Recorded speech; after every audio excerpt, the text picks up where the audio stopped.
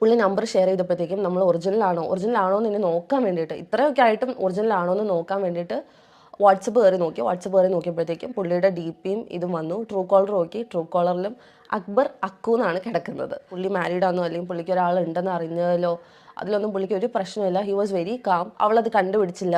ആ chat lead on ചെയ്തായിരുന്നെങ്കിൽ where would have it reached, അതായത് നമ്പർ വരെ പുള്ളി കൊടുത്തു. അപ്പോൾ നിങ്ങളൊന്ന് ആലോചിച്ച് നോക്ക്.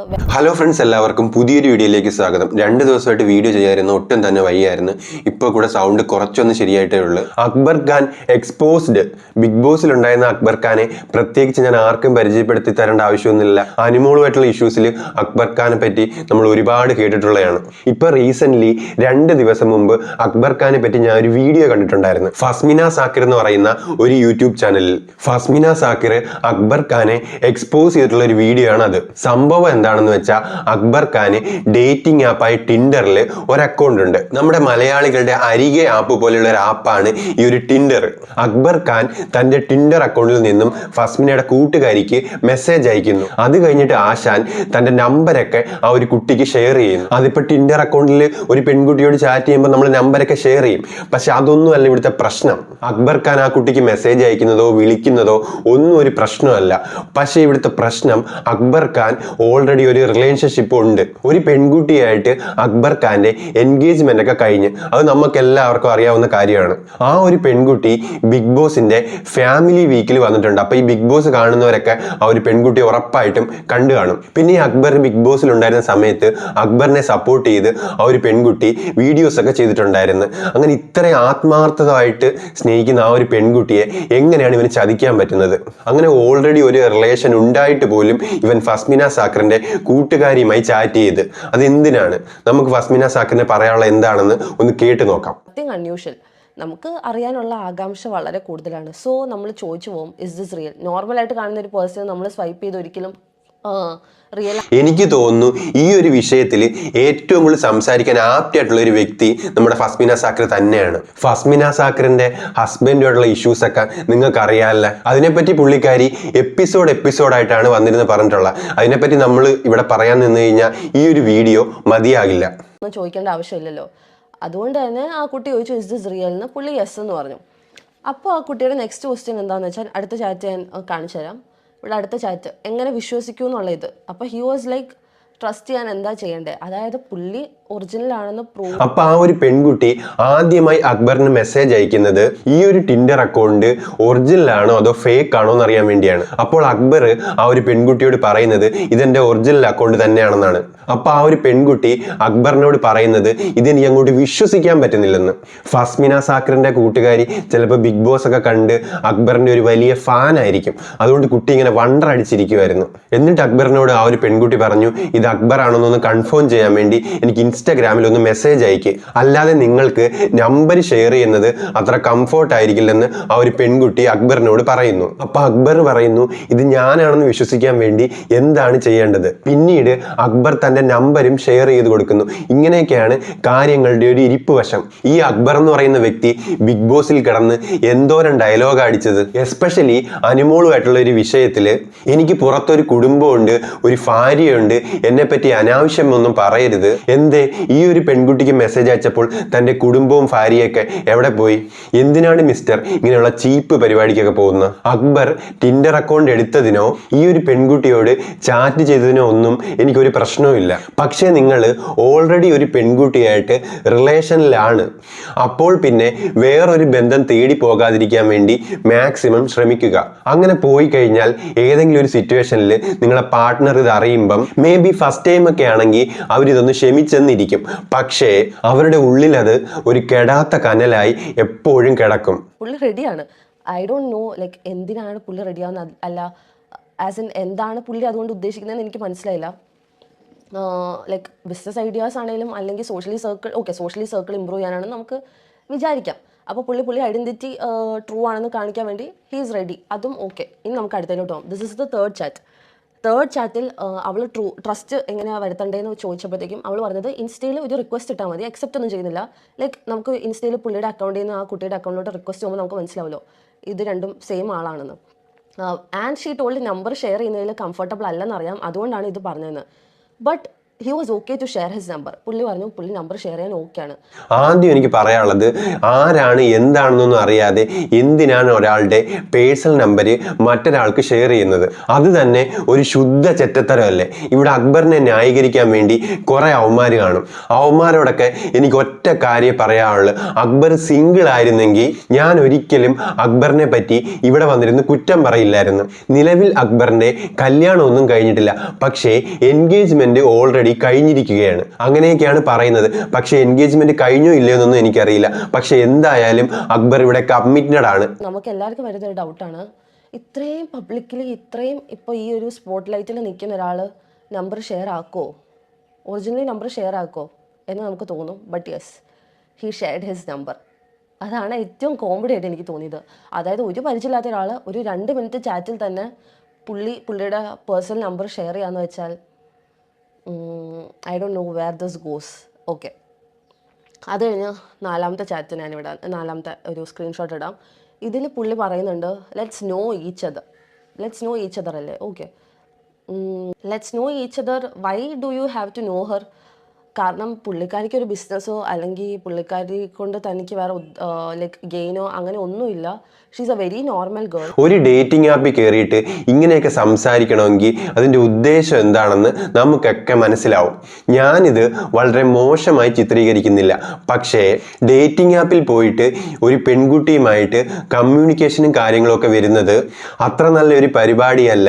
പക്ഷേ ഫസ്മിന സാക്കറിൻ്റെ കൂട്ടുകാരി തന്നെ ഇത് ഇനിഷ്യേറ്റീവ് എടുത്ത് ഇത് സ്റ്റോപ്പാക്കി. കാരണം ഫസ്മിന സാക്കറിൻ്റെ കൂട്ടുകാരി അക്ബറിൻ്റെ ഇൻസ്റ്റഗ്രാം അക്കൗണ്ട് എടുത്ത് നോക്കുന്ന സമയത്ത് പുള്ളിക്ക് ആൾറെഡി ഒരു റിലേഷൻ ഉള്ള കാര്യം ഈ ഒരു പെൺകുട്ടി അറിഞ്ഞു. അതിനെപ്പറ്റി അക്ബറിനോട് പേഴ്സണൽ മെസ്സേജ് അയച്ച് സംസാരിക്കുകയും ചെയ്ത്.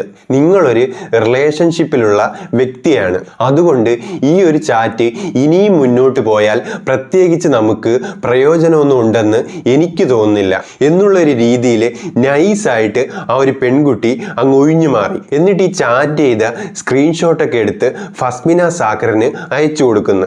അപ്പം ഫസ്മിന നേരെ അക്ബറിന് മെസ്സേജ് അയക്കുന്നു, ഞാൻ നിങ്ങളെ എക്സ്പോസ് ചെയ്യാൻ പോവുകയാണ്. കാര്യങ്ങളൊക്കെ തന്നെ പറഞ്ഞിട്ടും അക്ബറിന്റെ ഭാഗത്ത് നിന്നും യാതൊരു തരത്തിലുള്ള റെസ്പോൺസും വന്നില്ല. അക്ബർ ഈ ഒരു വിഷയത്തിൽ ഒരു പ്രതികരണവുമായി ഇതുവരെ മുന്നോട്ട് വന്നിട്ടില്ല. എന്തായാലും രണ്ടുപേരുടെ സൈഡും അറിഞ്ഞാൽ മാത്രമേ നമുക്ക് ഈ വിഷയത്തിൽ എന്തെങ്കിലും പറയാൻ പറ്റൂ. അപ്പോൾ ബിസിനസ്സുപരമായിട്ട് ഒരു ഗെയിനും ഇല്ല, ഒന്നുമില്ല. ഇനി സർക്കിൾ ഇമ്പ്രൂവ് ചെയ്യാനാണെങ്കിൽ പോലും I don't know why you are going into Tinder, sharing your number. അത് കഴിഞ്ഞിട്ട് അവളെ കുറച്ചും കൂടെ അടുത്തറിയാമെന്ന് സംസാരിക്കുന്നു. ഇതൊക്കെ പറഞ്ഞാൽ വിശ്വസിക്കാൻ കുറച്ചധികം ബുദ്ധിമുട്ടാണ്. ഇനി നിങ്ങൾ ചോദിക്കും ഇങ്ങനെയൊക്കെ സംസാരിച്ചുകൊണ്ട് എന്താ പ്രശ്നം എന്ന് ചോദിക്കുന്ന ആൾക്കാരുണ്ടാവും. എൻ്റെ ഒരു ഇതിൽ എന്താണെന്ന് വെച്ചാൽ ഹി ഹാസ് എ ഫിയാൻസെ. അതിപ്പോൾ നിങ്ങൾ ബിഗ് ബോസ് എപ്പിസോഡ് കണ്ടിരുന്ന ആൾക്കാർക്ക് മനസ്സിലാവും. പുള്ളിക്കാരി ആ എപ്പിസോഡിൽ വരികയും പുള്ളിനെ കെട്ടിപ്പിടിക്കുകയും അവർ തമ്മിൽ കുറേ പുള്ളി കരയൊക്കെ ചെയ്തായിരുന്നെന്ന് തോന്നുന്നു, മിസ് ചെയ്തായിരുന്നു എന്നൊക്കെ പറഞ്ഞിട്ട്. അപ്പോൾ അത് സത്യമായിട്ടുള്ള ഒരു കാര്യമാണ്. ഞാനും ആ ഒരു എപ്പിസോഡ് കണ്ടതാണ്. പുള്ളിക്കാരത്തി വളരെയധികം ഇമോഷണൽ ആയിട്ടാണ് അന്ന് സംസാരിച്ചിരുന്നത്. ആ ഒരു പെൺകുട്ടി അക്ബറിന് വേണ്ടി നല്ല രീതിയിൽ ഡെഡിക്കേറ്റഡ് ആയിട്ട് നിൽക്കുകയാണ്. കാര്യം അക്ബർ പുറത്തിറങ്ങുന്ന സമയത്ത് ചെണ്ടമേളം കാര്യങ്ങളൊക്കെ നമ്മൾ കണ്ടയാണ്. പോരാത്തതിന് അക്ബർ പുറത്തിറങ്ങിയ സമയത്ത് ആ ഒരു പെൺകുട്ടിയെ കെട്ടിപ്പിടിച്ചില്ല എന്നൊക്കെ പറഞ്ഞിട്ട് നല്ല രീതിയിൽ വിവാദം വരെ ഉണ്ടായിട്ടുണ്ടായിരുന്നു. പക്ഷേ ആ ഒരു പെൺകുട്ടി ഇത്രമാത്രം ആത്മാർത്ഥമായിട്ട് നിന്നിട്ട് പോലും എന്തിനാണ് അക്ബർ ഇമാതിരി പരിപാടിക്ക് പോകുന്നത്?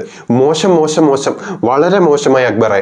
ഇത് അക്ബർ ഖാന്റെ കാര്യം മാത്രമല്ല ഞാനിവിടെ പറയുന്നത്. നമ്മൾ ആത്മാർത്ഥമായി ഒരു പെൺകുട്ടിയെ സ്നേഹിക്കുമ്പോൾ വേറൊരു റിലേഷൻഷിപ്പിലേക്ക് പോകുകയോ അല്ലെങ്കിൽ മറ്റൊരു വ്യക്തിയെ ഡേറ്റ് ചെയ്യാൻ ശ്രമിക്കുകയോ ഇങ്ങനെയൊക്കെ ചെയ്യുന്നത് ശുദ്ധ തെമ്മാടിത്തരമാണ്. നിങ്ങൾ തന്നെ പറയൂ, ഓപ്പോസിറ്റ് നിൽക്കുന്ന ആളുടെ വിഷമം ഒന്ന് ആലോചിച്ച് നോക്കൂ. അത് പറഞ്ഞറിയിക്കാൻ പറ്റില്ല.